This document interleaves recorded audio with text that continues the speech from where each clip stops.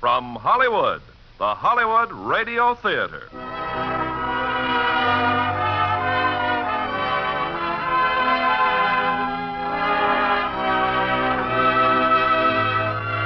Starring June Haver and Jack Carson in Trouble Along the Way with Sherry Jackson. Ladies and gentlemen, your producer, Mr. Irving Cummings. Greetings from Hollywood, ladies and gentlemen. Tonight we will tell you the story of a football coach faced with some extraordinary problems. How to build a team that can save a small college from bankruptcy, maintain the proper environment for a small daughter, and avoid falling in love with a severely beautiful social worker. Well, fortunately, the problems all add up to a laugh-provoking romance. And we have one of the loveliest girls in Hollywood, June Haver, co-starring with that expert comedian, Jack Carson, in this Warner Brothers screen hit, Trouble Along the Way. Now, Act One of Trouble Along the Way, starring June Haver as Alice Singleton and Jack Carson as Steve Williams, with Sherry Jackson as Carol.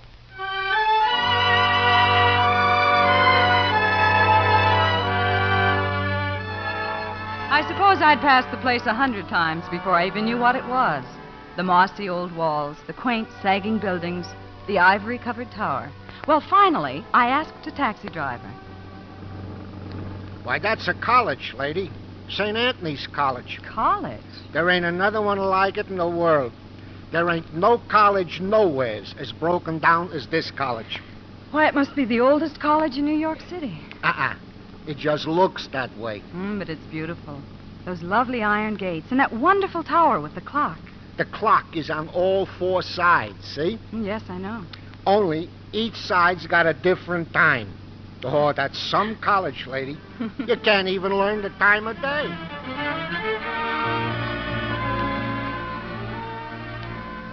Poor St. Anthony's. Shabby, neglected, completely out of place in the city that surrounded it.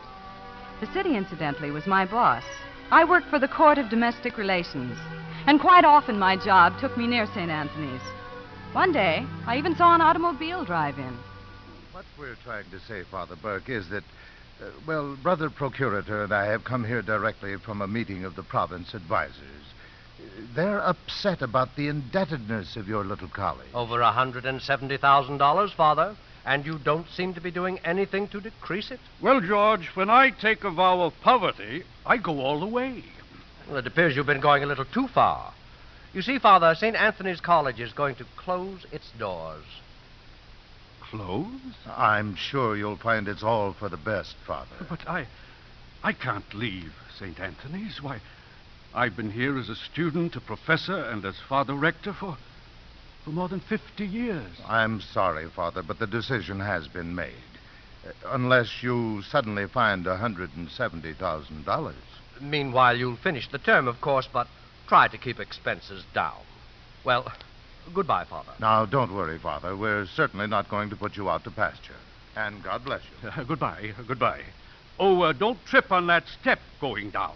That board was loose when I was a student here. This place is nothing but a fire trap. If I had my way, we'd close it down immediately. Is that so? Well, we'll just see about that. We'll see about that indeed.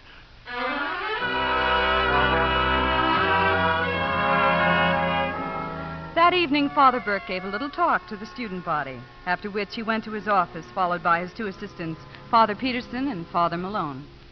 That was an excellent speech, Father Burke. Excellent. Thank you, Leonard. But you just told those boys this college will still be here when their grandchildren are flunking out. We understood the college was ordered closed. Only if we fail to solve our financial problem. A mere matter of money. Oh, that old stuff again, huh? I know exactly how I shall meet the situation, and as usual, I'll meet it single-handed.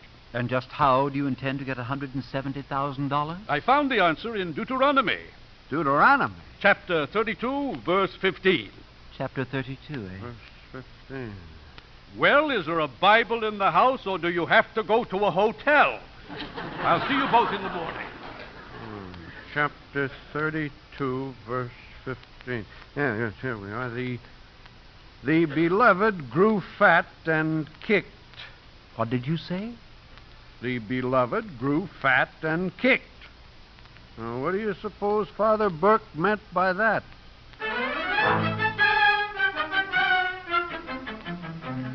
To Father Burke, the meaning was entirely obvious. Football, what else? The next day, after visiting a couple of prominent coaches, Father Burke found himself in a rather seamy section of the East Side.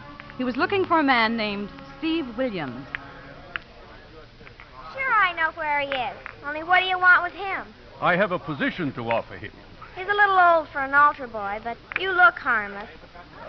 Appearances can be very deceiving, but thank you anyway. That's Steve chalking up his cue. He's got a sucker on the hook. Thank you, little girl. Mr. Williams. Good morning. I hate to interrupt your game. Oh, darn it. I'm sorry. That's nothing, Father. Only 75 cents a ball. I'm Father Burke, St. Anthony's College. Oh, a little off your beat, aren't you? I don't think so. I'm looking for an experienced football coach. I understand you used to be one of the best. Who told you? You have friends. Friends who want to save my soul and get us out of this unwholesome atmosphere? Us? He's my pop. Oh. Well, I have a school that's in financial difficulties. That's my only reason for coming to you. Well, I'm afraid you're a little out of touch. I've been kicked out of the Big Ten, the Ivy League, the Southern Conference. They wouldn't even let me coach at Alcatraz. I know all about that. The offer still holds. Thanks, but I like it here. Very few alumni can come back and tell me how to hold this cue. Do I detect a note of bitterness? Yes, you do indeed. Now, in case you don't know it, Father, football is now an American industry. The price of a good running back often surpasses the salary of a professor. And whenever some righteous committee unearths this well-known fact, it's always the coach who takes it on the chin. I just got tired of picking myself up. 3 ball in the side pocket, Steve. Go ahead. 6 balls a hanger, Pop. Thanks, Junior. Do I gotta play the whole family? Mr. Williams, you mustn't judge St. Anthony's by the standards of other schools. I'm willing to take a chance on you. Well, the trouble with us, Father, is that I'm a sensitive man and you're a gambler. No thanks. Rack, boy. Rack. Now take my advice and stay out of sports. You'd be a babe in the woods. I'll rack the balls for you if I may. Huh? Pop, look. He's doing it with his arms. No racket. Where did you ever learn how to do that? The father's a ringer. I also play a very good game of Kelly Pool, Mr. Williams. If you should change your mind. Hey, you're quite a guy. Yes, aren't I? Well, that's how Father Burke met Steve Williams. Now, how do I figure in all of this? Well, that dismal event occurred early the following day when I, too, came searching for Mr. Williams, but on a much different sort of errand. It's for you, Pop. Just brush her off and eat your breakfast. Thanks, Junior. Well? I'm Miss Singleton from the Children's Division of the Court of Domestic Relations. I've been assigned to investigate you and your child with regard to her environment and educational standing. Oh, excuse me. Carol, the deadline for school is in exactly 10 1/4 minutes. Now finish your breakfast inside and get going. Talk loud, Pop, so I can hear. As for you, miss, please don't use the word child with such chilling precision. Her name is Carol. You seem to be very particular about everything except an untidy room and dirty dishes. Well, the butler was late today. You know, I'm beginning to wonder whether I'll get a fair shake of this investigation. Oh, I'm completely impartial, but I'm almost certain my report will have to be unfavorable. Huh? Before you get to know me? Well, I interviewed the child's teachers and neighbors before coming here. My neighbors knock me? Quite the contrary. But they're scarcely the sort of people I would choose for character references if I were you. Well? Well, the court has received a complaint that your child is being neglected. You mind telling me who filed this complaint? I believe it was your former wife. Why is she so interested all of a sudden? There's no reward. You pipe down. We don't talk about my mother around here. She's been annulled. Mrs. McCormick is worried that you're not getting the proper care, honey. And I must say it appears that you have some grounds. Honestly, officer, I'm the nicest father a kid ever had. Carol, show the lady how nicely the welts are healing where I beat you. And those new teeth you bought me are just as good as the old ones, see? Sure, and we only hold up gas stations once a week, and then in the daytime. It isn't as if I kept the kid up after hours. If you don't mind, Mr. Williams, we'll continue this discussion without the presence of the child. Go get your books. Steve, do I have to? I'll holler if I need help. You should have hollered before you got married. No. May I have your occupation, please? Me? I'm a tycoon. What? Well, as I understand it, a tycoon is a man who has far-flung financial operations. Now, during football season, I get out a little card which gives my estimates of the worth of the various college teams. If your estimate is better than mine, I pay as high as 5-1. During baseball season, I do the same thing. Of course, I've given up basketball in order to maintain the high ethical standard of my firm. But you can still get action on the prize fights, hockey, and the 9-ball in the corner pocket. I'm a tycoon. If there were any real attachment between you and your child, I would think you'd make every effort to convince the court that you're a fit parent. You're way off base. Miss Single and Carol and I are okay. It's you who needs the help. Really? You know all about me, Let me guess. Let's see now. 4 years at finishing school, 1 year at the new school for social research, no love life because you're afraid of it, one of the generation of young old maids. Mr. Williams, when I first walked in here, my sympathies were not entirely with that poor child's mother. But now I'm going to do everything I can to take Carol away from these awful surroundings and from your degrading influence. You got nice legs, too. All clear, Pop? Yep. Steve, why don't we go to a ball game? A ball game? When did you burn down the school? Okay. But I'm only doing this for you. Thanks, pal. Here. Have a good lunch. Be seeing you, Pop. I considered it my duty to check on Mr. Williams' activities for the balance of the day. Oh, what an impossible man. In any event, at about 1 o'clock, he entered a third-rate saloon on 2nd Avenue. Hello, Steve. Oh. Hello, Ann. I've been waiting for you. The bartender said you're here every day. That's right. This is one of my branch offices. You look startled. I guess 5 years is a long time. Not long enough. Well, aren't you going to ask a former wife to take a seat? Go ahead. You've taken everything else. Well, I came by to talk about visiting privileges. Look, I've told your lawyer a dozen times. I wouldn't let you see Carol for 5 minutes. Oh, but you don't understand. I want you to visit me. You know, that's one thing I've always liked about you, Ann. No razzle-dazzle. Always straight through the middle. What about your latest husband? Well, Harold can still raise me to the heights with his checkbook.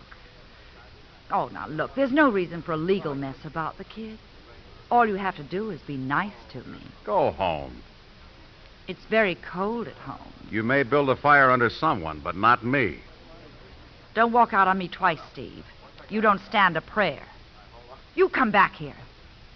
All right, I'll get that kid away from you if it takes every lawyer in New York. You just watch. You just watch. I can't say whether Mr. Williams was aware that I was following him or not. All I know is that he got away from me. And just to make matters worse, when I returned to their flat late that afternoon, Mr. Williams and his daughter had disappeared. Meanwhile, at St. Anthony's College... I just don't understand him, Father Peterson. I'm sure Father Burke is trying to do the best he can, but these strange notions he's getting about football teams... Well, after all, when you get to be Father Burke's age... Yeah. Pardon me, gentlemen. Oh.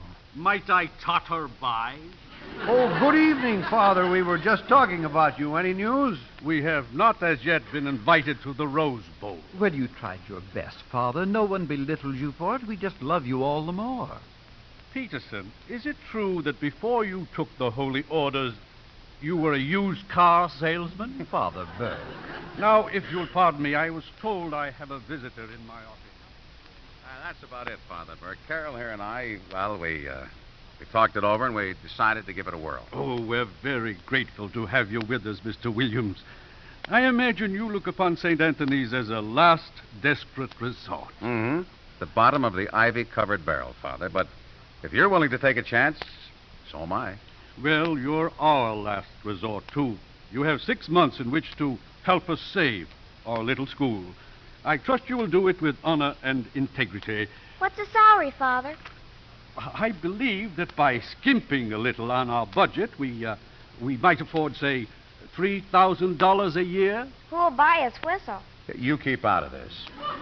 It's a deal, Father. Your daughter will be gratified to learn that we supply room and board free of charge, such as it is. Let's just get it down on paper, huh? That's her religion, Father.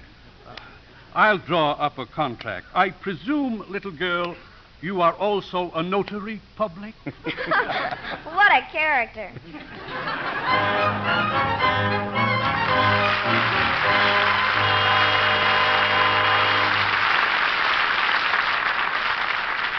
Act two of Trouble Along the Way in a moment.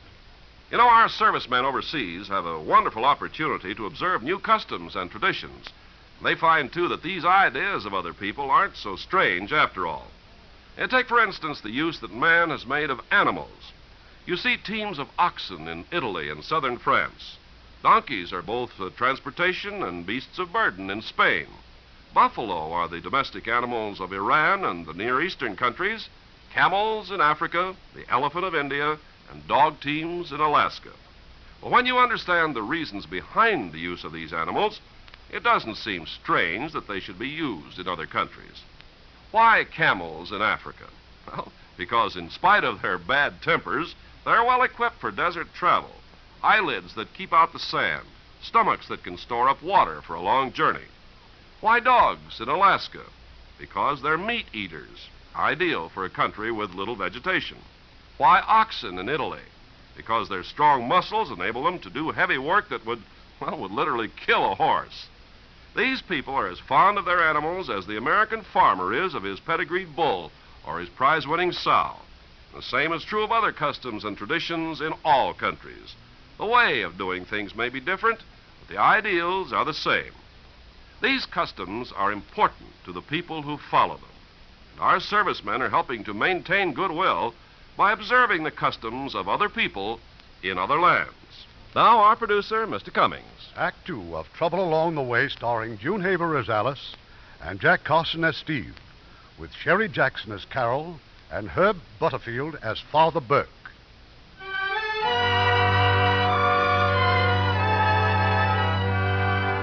And so Steve Williams became football coach of St. Anthony's College. At the time, of course, I knew nothing of this. I was still looking for him, while he, as I later discovered, was looking for a football team.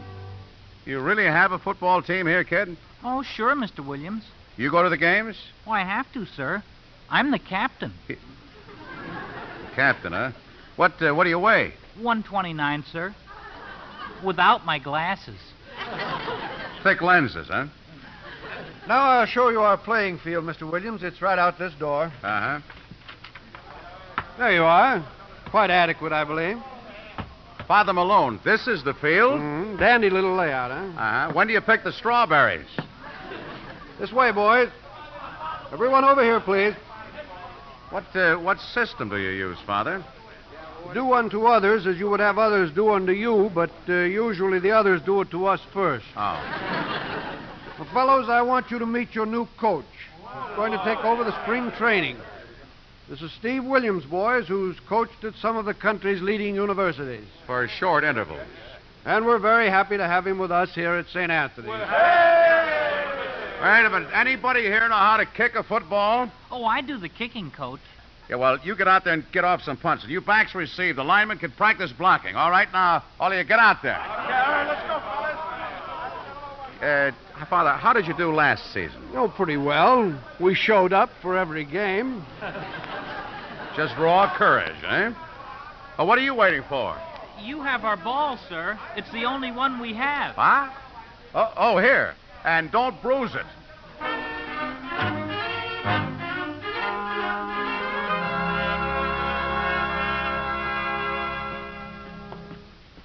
This it, Pop? This where we're going to live? Yeah, this is it, honey. Up here at the top of the chapel tower.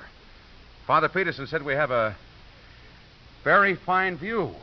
Oh, brother, those stairs. I wonder who lived here last. Who else? The hunchback of Notre Dame. How was school today? Oh, fine. How was football today? Just keep in training, kid. I'm going to need you at left guard. Bunch of bums, huh? Well, at least they're willing bums.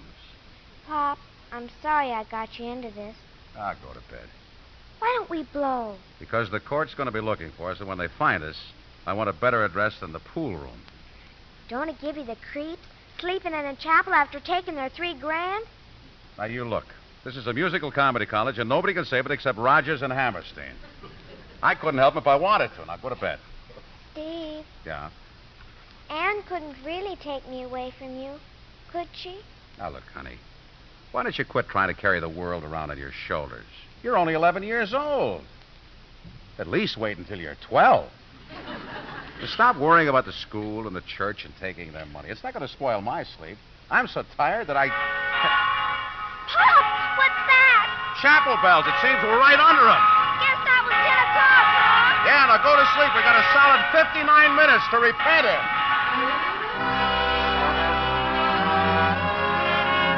Well, I finally ran down Mr. Williams about a month later. He was out on the football field. I waited until they were through practicing. Oh, so it's you. Well, welcome to St. Anthony's, officer. I must say, your change of address is quite an improvement. But you neglected to notify the court. Oh, I'm sorry. It was strictly an oversight, of course. Apparently, my little visit had some effect on you. You'd be surprised what effect it had.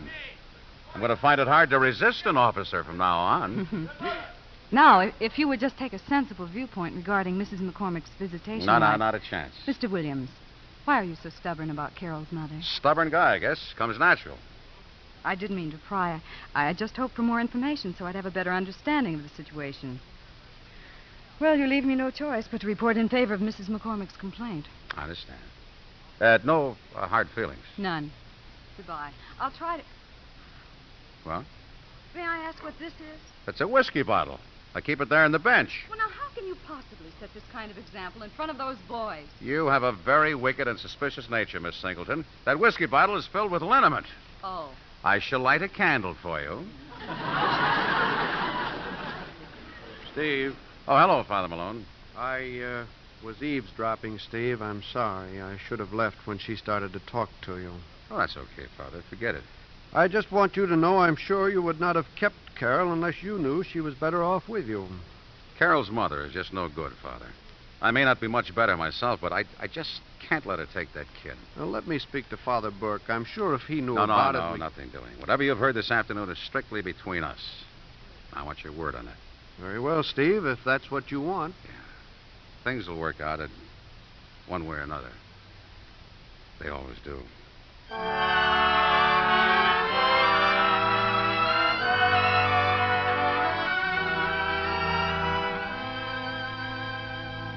Oh, good morning, Father Burke. 10 o'clock? Aren't you a little late for school, Carol?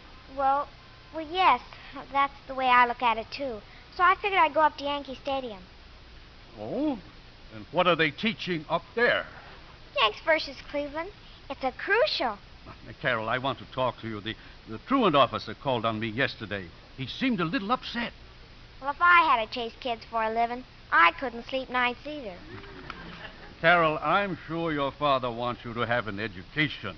What did it ever do for him? He worked his way through college. For what? So he could coach football here at Bankrupt U? I was hoping he'd help us change all that. In 6 months? It takes 4 years to get a decent schedule. 4 years? If the big clubs will book you at all. Gee, I thought everybody knew that. Well, now you see. If you don't go to school, you might grow up to be as ignorant as I am. Look, Father, the way I see it, all you have to do is learn how to add, so you can figure out when people are cheating you. I add pretty good. You know something? I've spent 60 years of my life in schools, and I can't add at all. Now, if you'll excuse me, I just remembered I have a very important engagement. Well, that's okay, Father. See you in church.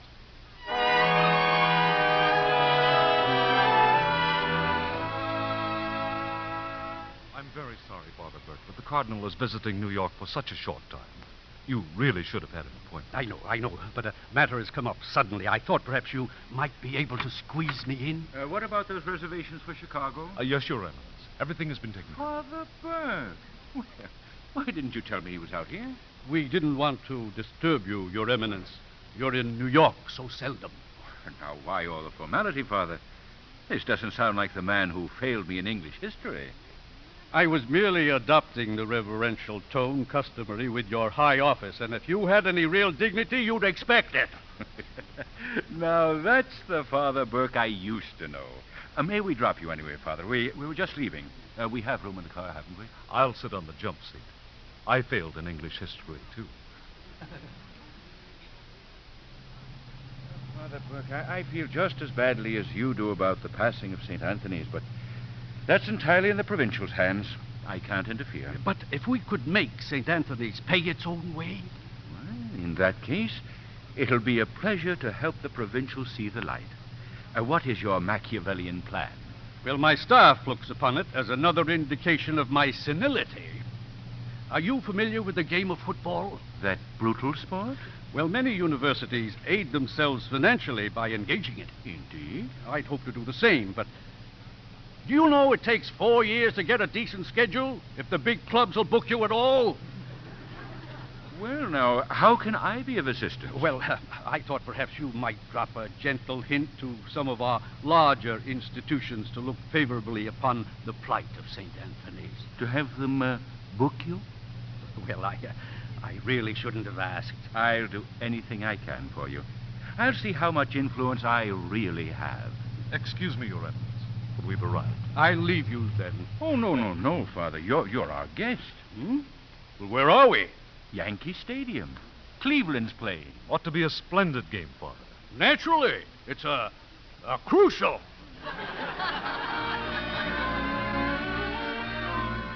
Well, by the time commencement exercises were held, Father Burke was able to announce the fall football schedule.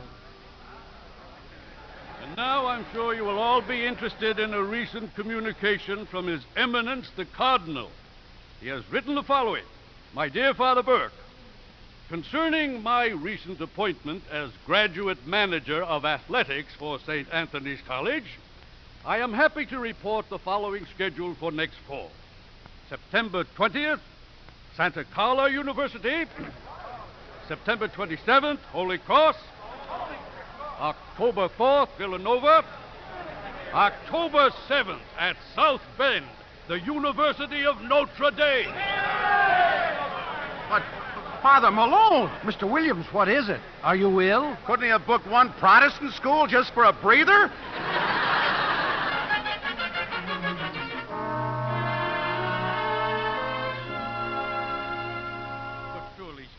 Surely you'll reconsider. Yes, I'm leaving town. I won't be a party to this homicide. Why, with the material you have here at St. Anthony's, you couldn't whip Vassar at Tiddlywinks. You flipped your lids. Sure, you have a schedule, but what about players? Right now, we got 15 boys playing football who want to be practicing their ping pong. We need a squad of at least 40. They got to be big. They got to be strong, and they got to have experience. Isn't that up to you, Mr. Williams? I've told you we're giving you an absolutely free hand. Then you'd better shake it right now, because I'm leaving. Nice to have known you, gentlemen. So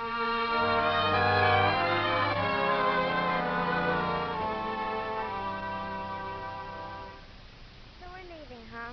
Where are we going, Pop? As far as our bankroll will take us.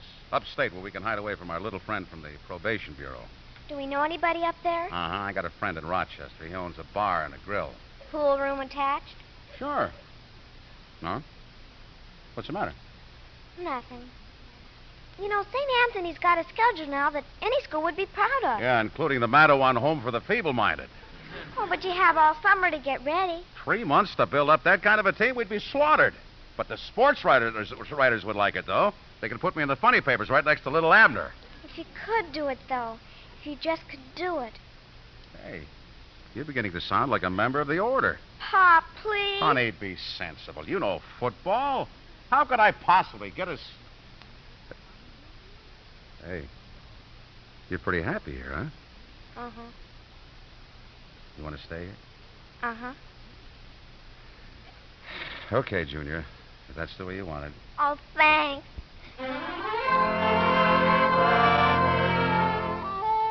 A couple of days later, Steve Williams was in the athletic office of a very large university up in New England.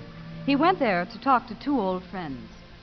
I'd like to help you out, Steve, but I got a great setup here, backfield coach. And I got a 4-year deal to coach a line. Okay, fellas. I just thought I'd sound you out. I wouldn't want to take you away from your soft touch here. Hey, these your files, Moose? Yeah. We got a report in these files on every prep and high school kid who's kicked the ball over 10 yards. And the name of the kid who caught it. Hmm? I wonder how many of these kids I could nail down. No, they've already been nailed, the good ones. They'll get loose when they hear my offer. What'll that be? Room and board? No, there's going to be no employer-employee relationships at St. Anthony's. Everybody's going into business for himself. Yeah, what's the deal? Well, at my new alma mater, they don't even know what time it is. All they're after are gate receipts. So? So we're going to cut up all the angles for ourselves. Parking, programs, hot dogs, advertising, pennants, pay washrooms. Everybody's going to be a member of the firm and split the profits. This will be the first cooperative football team in history. Hey, ain't that socialism? Not if we can get in on it. Well, boys, I thought you were so happy here. Look, just for once, we'd like to make as much as the players. And let's get to work and clean out those files. Oh, Steve, no, we can't swipe them files. This is the Ivy League. Please, I live upstairs from a church. Just hand me a box to dump them in.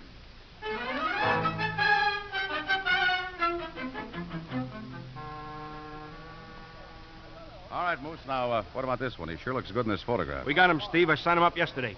All-state tackle, it says. Of course, he didn't graduate. Then we'll print him a diploma. Looks like we got everything but a passer. Well, what happened to that kid from Scranton? One of the California schools got him first. Yeah, I think they made his old man vice president of a bank. Yeah. Hey, there's a good passer in the Canadian League. Miller? Oh, now look, take it easy, Steve. He's a pro. Give him a crew haircut and sign him. Check. Now, remember, we can't just win our first game. We're going to have to roll up a big score. We won't draw flies. And how do you roll up a big score against Santa Carla, #1 on the West Coast? Summer school. Summer school? Our own brand. 8 classes a day, all football. Yeah. You see, Santa Carla, Notre Dame, and Holy Cross can't practice in the summertime. Conference rules. That gives us a 3-month jump on them. By September, we ought to be able to take on the Chicago Bears, even if they use real bears. We may fade in the stretch, gentlemen, but brother will thump them in those openers. Uh-huh. And what happens if our boys don't want to give up their summers for training? They'll train all right. We're getting them only because they want to make some money. Big money. We don't have a squad of college boys. We got a squad of stockholders. Hail to Alma Mater. Hail, all hail to thee.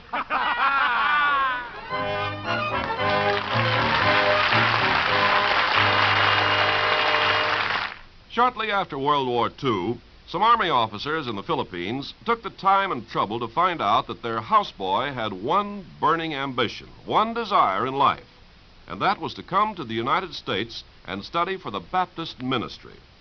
Well, they took it upon themselves to do a lot of corresponding and arranging, and they finally obtained a 4-year scholarship for him at Eastern New Mexico College. Then the Woman's Missionary Union heard about the boy, and they offered him a 2-year seminary scholarship. But there was still a mighty important question, the question of raising $440 for his passage to the United States. And it was in an Army chapel that Catholic, Protestant, and Jewish servicemen joined together to collect the funds so that this boy might become a Baptist minister. Such acts by you and your friends today are shaping our world of tomorrow.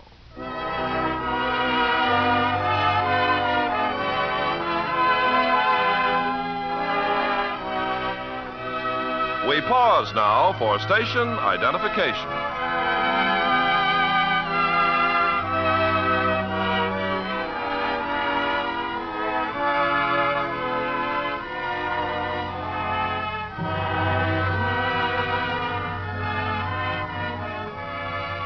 The curtain rises on Act 3 of Trouble Along the Way, starring June Haver Rosales and Jack Carson as Steve, with Sherry Jackson as Carol and Herb Butterfield as Father Burke.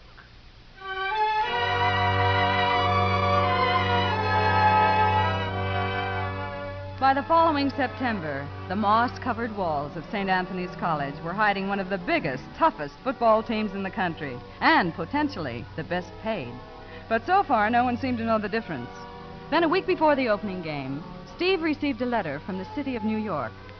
It brought him quickly downtown to see me. How come you suggested this place? This, Miss Singleton, happens to be a saloon. I thought we could talk more comfortably in a place better suited to your manners. Now drink your highball. It'll quiet your nerves. You're actually showing signs of being human. Now, look. I know we're going to have to fight you when the custody hearing comes up in court, but what's this all about, this letter you people sent me? It means you have to let Carol see her mother on September the 20th, or else you're in contempt of court. That's next Saturday. Yes, Mrs. McCormick insisted. She said that was the most convenient time. I'm glad she still reads the sports pages. That's the day of our first game. Mr. Williams, aren't there more important things in Carol's life than football? Not next Saturday, they aren't. Oh, this is just peachy, isn't it? If I make Carol go see her mother, then I'm a heel. If I don't, I'm in contempt of court. It's the old squeeze play. Well, that's one way of looking at it. What other way is there? It's just possible that Carol will find a whole new world that you've kept her from. How do you know your way of raising your daughter has been right? Because I ask her. That's the best way. How many pink dresses does she have? Huh? And how many hats you can't play baseball in? And what happens when she stops being a little girl and becomes a young lady? Now, are you preparing her to meet those problems? I'll call for Carol at 11 o'clock Saturday morning.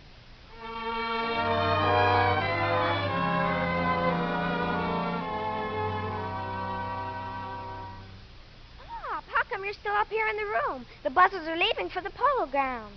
Listen, Carol, you're not going to the game. What are you talking about? Well, you have to see your mother today. Alice is coming by to pick you up. Alice? Yeah, Miss Singleton. You're kidding, huh? No, they have a court order. Even you can't fight City Hall. But today, the first game, how could you let him do a thing like that? Well, a lot of things more important in your life than football. You didn't even put up a fight? Now quit yapping and take a gander at this. I got something for you. What? A time bomb. What else? Well, how do you like it? A pink dress, huh? I like it fine. Only I want to go to the game. Pop, please. I want to go to the game. Oh, now, put on the dress, honey. She'll be waiting for you downstairs. Look, stay out of trouble and kick on third down. Okay? Okay. But I still think you're a stinker. So I took Carol to her mother's. I decided to wait around. By 2 o'clock, Carol had all she could take. As a matter of fact, so had I. We reached the polo grounds in plenty of time for the kickoff. And there, right on the 50-yard line, was Father Burke. Here you are, Father Burke. This robe should keep you nice and warm. Thanks for tucking me in. Next thing I know, you'll be burping me. Good. Look who's coming, Father. Brother Procurator and Father Provincial. Afternoon, Ed. Good afternoon, Father. I see you got the tickets I sent you. Oh, yes, they're splendid seats. And only $4.80 apiece. Well, you said the college had to pay its way, or did you hope for professional courtesy? I understand the crowds continue only as long as the team is winning. Well, all our boys went to Mass this morning. So did Santa Carla. Yes, but ours outweigh them. Excuse me, brother. It appears the game has started. Oh? Who has the ball? The enemy. Smite them, boys! Smite them hip and thigh! Oh, they smited them all right. By the time the fourth quarter started, St. Anthony's was leading 20-0. We're swamping them. We're murdering them. Yes, dear, that's quite a team your father has. Quite a team. But didn't you tell me they were all freshmen? Well, in a way. Let's just say they're working their way through college. I'll bet there isn't a coal miner left in Pennsylvania. Hey, Finky, how's business? Great, kid. They're eating them like they didn't know what was in them. He a friend of yours? Yeah, he's selling hot dogs. Like Steve says, every penny counts. You see that? Chunky's made a first down. Hey, how come you're not cheering? You think I should? I'm not being paid, you know. Uh-oh. Well, how do you expect Steve to win games? With Father Burke at quarterback? Is winning so important, Carol? Hey, whose side are you on, Alice? Ann's side or Pop's side? I'm on your side, Carol. Thanks, I think.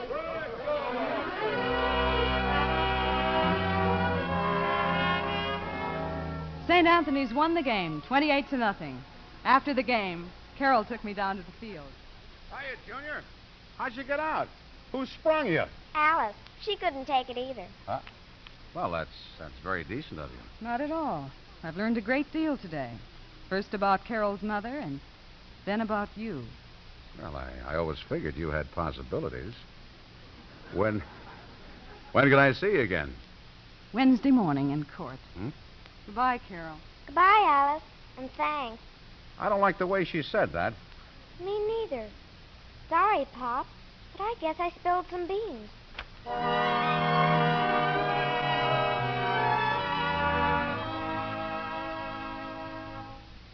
Come in, Mr. Williams. Sit down. Sorry I kept you waiting, Father Burke. Well, I just got the final count of the profits from Saturday's game. $31,000 in round figures, and they're going to get rounder and rounder. Now, take a look at this. Advanced sales in the Holy Cross game. There isn't going to be any Holy Cross game. Yeah. What? We've just canceled the entire schedule. Oh, I see. The day of reckoning's arrived early. Well, how about it? It won't be the last you'll experience either. You mind telling me who opened up your eyes? I mind indeed. It's okay. I think I know anyway. What made you think you could save St. Anthony's by destroying the very things it stands for? I've already asked the provincial to close our school immediately. I'm sorry, Father. The thing that hurt most was to hear from a stranger that you've been buying players, forging records, dividing profits, and laughing at those of us who were naive enough to have confidence in you. That you've even allowed a professional football player to wear the venerable colors of St. Anthony's. Elmer Miller of the Canadian Professional League. Elmer Miller happens to be a kid who spent his last high school year in Korea. Combat medals from here to there. He comes home and plays one chintzy backwoods game. And what's the difference whether the kids make money on the hot dogs and the parking or some alumnus gets the concession? I've been through this so many times, Father, it's like old home week. So let's just call it quits, huh? I want you to know this, though. I'm not ashamed of anything I've done.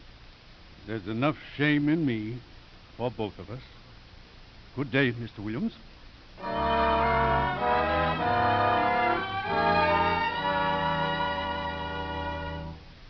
Mr. Williams. Hmm? But this office is officially closed for the night. Well, what do you want? Miss Singleton, you've accomplished the following. Carol will be taken away from me. Father Burke's heart will be broken because St. Anthony's will be closed. And you've cheated some 40 kids out of an education they can't afford unless there's football. All because I looked at your legs. You've been drinking. And in the best Christian tradition, I'm going to return good for evil. Now, here's some advice. Singleton, start winking at strange men. Drop your gloves anytime you're in an elevator with an eligible bachelor. Go boat riding with lonesome sailors. Get out of town. Let life rub against you, and then maybe some man will do this to you. Don't you dare kiss me. I just did. That's what you wanted, isn't it? But to make up for it, you do clever little things like running to Father Burke, telling him my boy sullied the good name of his school. I did not go to Father Burke. No? No. But you've had me all figured out from the beginning, haven't you? 4 years at finishing school. I went to City College nights. And I don't have to tell stories about you to hurt you, Mr. Williams. You're hurting yourself. Anything that I've done was to protect Carol. Protect her from what? From growing up like me. I had a wonderful father, too. Real pals we were, man to man about everything. I hardly ever realized I was a girl. By the time I was 10, I was a misfit. And when I was 12, I hated every boy who'd ever laughed at me. It was a big club. Do you know this is the first time in my life I've ever let a man get close to me? Now get out of here.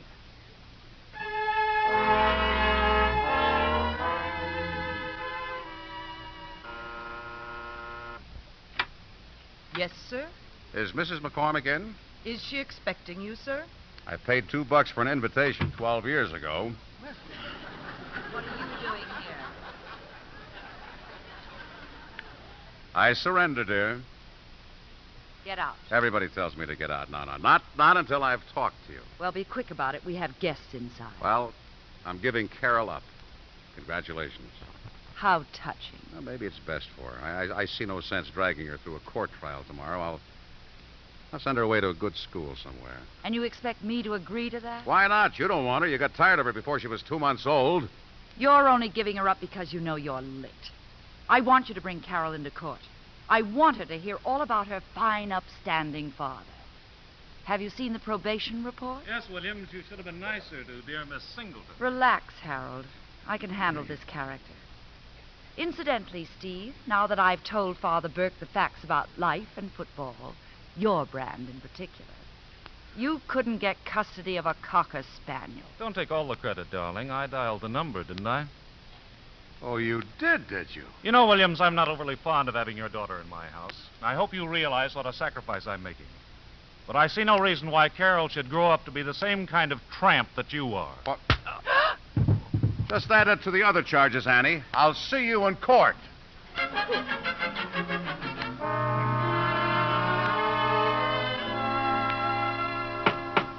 Now, just one moment, Mr. Williams. I happen to be the judge of this court, and I'll conduct the proceedings exactly as I see fit. All I was trying to do, Your Honor, was to... You heard the judge. Shut up. Carol, Yes, sir? perhaps you'd better wait in my chambers. We don't like a child to see how foolish adults can be. It isn't exactly a secret, Your Honor. I might as well stay. Very well. Counsel for Mrs. McCormick will continue. I should like to read the concluding paragraph of the probation officer's report. It is my opinion that the father has a degrading influence upon the child, and that the only course left to the court is to deliver her into the custody of her mother. Your Honor, in view of this report... Your Honor. What now, Mr. Williams? Before this railroad station closes, may I question the author of this report? That's your privilege, if you insist. I do. Miss Singleton, will you tell the court if you ever saw me hit my daughter? No, of course not. Or deprive her of food, clothing, and schooling? No. Anytime you've seen us together, did she seem unhappy? No. Do you think it's a crime for a father to treat his daughter as an equal? Well, there are some authorities. Does she who show said- signs of vitamin deficiency? Your Honor, am I allowed to get a word in here? Oh, I lost control of this hearing an hour ago. Ask him. May I tell you that I came to this courtroom mainly to repudiate that report? Your Honor, that report was filed under oath. I believed it when I wrote it. When was that? Friday. I could have been trying a murder case this week. Stay with it, Mr. Crumpet. You may be. Miss Singleton, am I to understand you're denying your sworn word? Well, Your Honor, I've only just begun to realize how deeply Mr. Williams cares for his daughter. It's obvious to me now that I've spent most of my time investigating the wrong party. I deliberately looked the other way while I allowed Mrs. McCormick to use me for her own purposes. But it's finally clear now that she has no real affection for her own child. Her only purpose was to hurt Mr. Williams. Miss Singleton, are you in love with Mr. Williams? Your Honor, is that relevant? I claim it's the only question now that is relevant. Well, Miss Singleton? Remind the witness she's under oath. You keep quiet.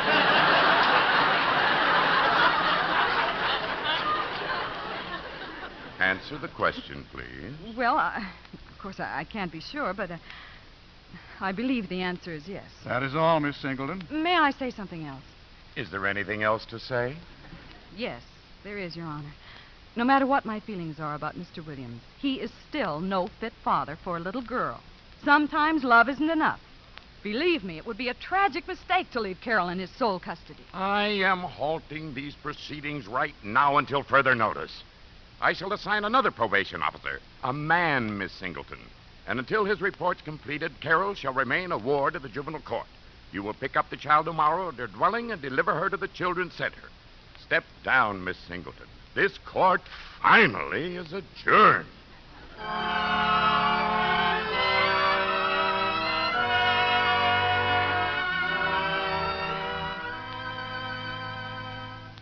Well, I'm all packed, Pop. Well, I'd be happy to blow this place. Yeah. I hope we can sleep without those bells clanging over us. I can always bang my head against a wall. Look, Junior, everything's going to turn out all right. It's 8 to 5 we'll be back together again. Why don't we just duck out? How far is it to Rochester? You mean my friend with the bar and grill? Why not? I don't want them to take me away from you. No. You can't run away from life, honey. It always catches up with you. We're leaving here just in time. Living in a church is ruining you. Now, come on. Alice is probably waiting for you. Or is it the church? What's that? Oh, nothing. Steve, don't you want me? There's nothing I want more, but in spite of anything I can do or you can do, you're getting bigger every day, and it's just a matter of time until your old man's the least important guy in your life. What's that got to do with it? Well, you just got to quit looking at me like I was George Washington, Red Grange, and Florence Nightingale all rolled into one. I don't know all the answers, kid. Maybe the judge has a better one. Okay, Coach.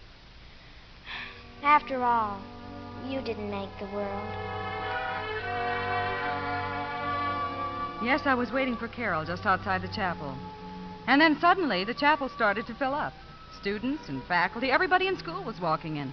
And then Father Burke started to talk to them. You have been called to chapel on short notice to give thanks for some extremely good news.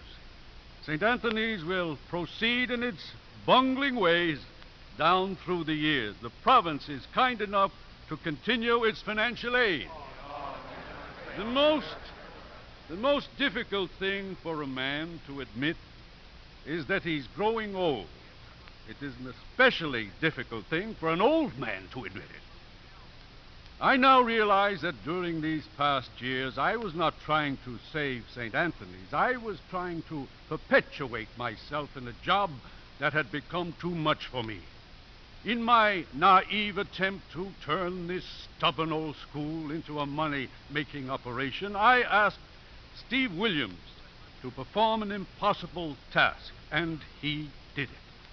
He did it in his own way, and because he did what I asked him to do, I discharged him from his post, exposed him to public ridicule, and took from him the one thing in life that he valued.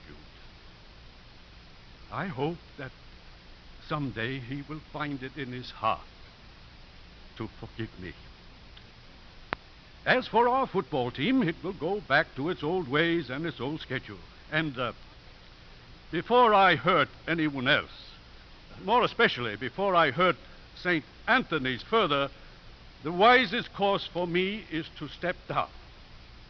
Like our old chapel clock, I've grown picturesque, but not very useful. So, goodbye, and God bless you all. Sure, he meant it.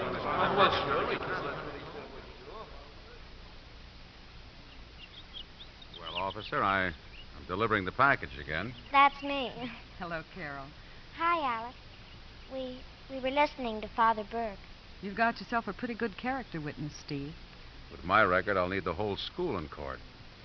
I hope that someday you'll find a good mother for Carol. That's all either of you need. Yeah, I know. I guess we might as well shove off. See you soon, Pop. Yeah. You too? I wouldn't be at all surprised. And you still have nice legs for a copper. There's a time and place for remarks like that, Mr. Williams. Yes, you're right, Father.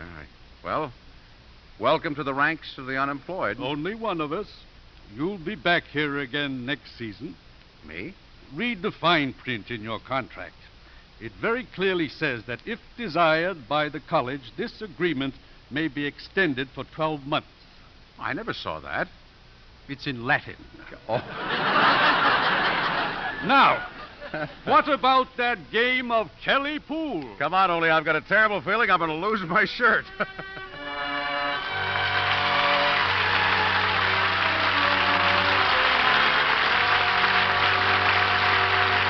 In a moment, our stars will return.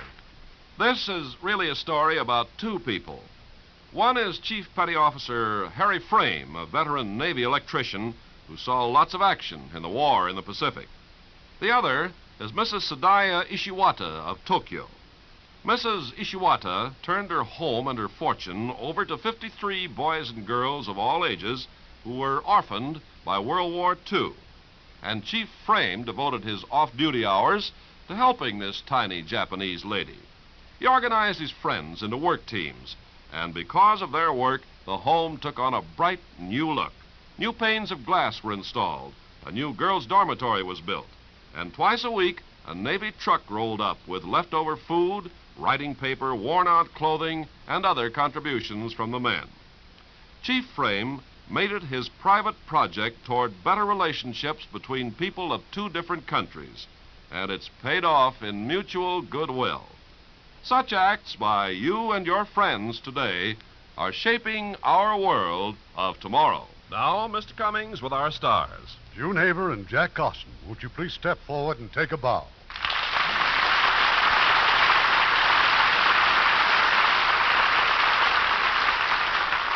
You know, it's been old home week here for some time. How's that, Irving? It seems that every week at least one of our stars was directed by me in one of his first pictures. And tonight we've broken the spell? Not at all. I directed June the story of the Dolly sisters. Remember, June? Yes, I do. It was was the the last last picture you directed at Fox.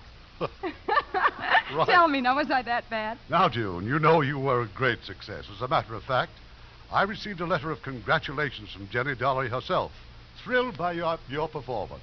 Then I guess I'm the odd man tonight, eh? Well, Jack, a long time ago, I won't say how long, I saw you in a little theater play, and I predicted that you would go far. And so I did, right after that.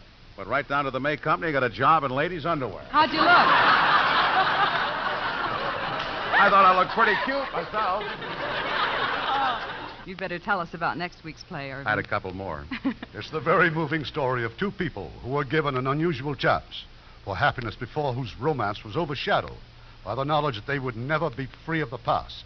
It's Paramount's beautiful love story, September Affair. And as our stars, that fine, sensitive actor, Dana Andrews, and the lovely, talented Eleanor Parker. Well, that's one I certainly don't want to miss. Good night. Good night. Good night. It was wonderful to see you again. Hollywood Radio Theater is a presentation of the United States Armed Forces Radio and Television Service.